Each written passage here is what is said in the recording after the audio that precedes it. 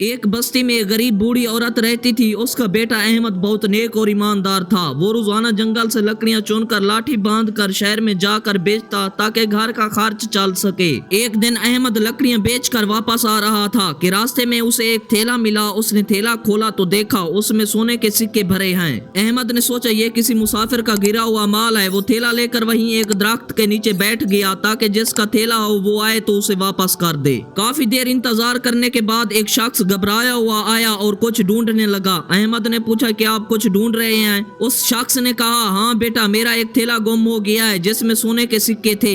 अहमद ने फौरन थैला उस शख्स को थमा दिया। वो शख्स बहुत खुश हुआ और बोला, बेटा ये तुम्हारी ईमानदारी का सिला है, तुम इसमें से कुछ सिक्के ले लो। अहमद ने इनकार कर दिया और कहा, नहीं बाबा, मैंने अल्लाह के लिए ये थैला वापस किया है, मुझे कोई सिला नहीं चाहिए। वो शख्स दरअसल उस शहर का बादशाह था जो अपनी खिल्लत में जंगल आया था। वो अहमद की ईमानदारी देखकर बहुत मुतासिर हुआ। बादशाह ने अहमद को अपने महल बुलाया और कहा, तुम बहुत नेक बच्चे हो, अल्लाह तुमसे खुश है, मैं तुम्हें अपने महल का खजांची बनाता हूँ। अहमद की ईमानदारी की बरकत से उसकी सारी जिंदगी बदल गई। उसकी बूढ़ी माँ भी खुशहाल हो गई और दोनों अल्लाह का शुक्र अदा करते रहे। दोस्तों, इससे हमें ये सीख मिलती है, ईमानदारी और सच्चाई का सिला अल्लाह खुद देता है।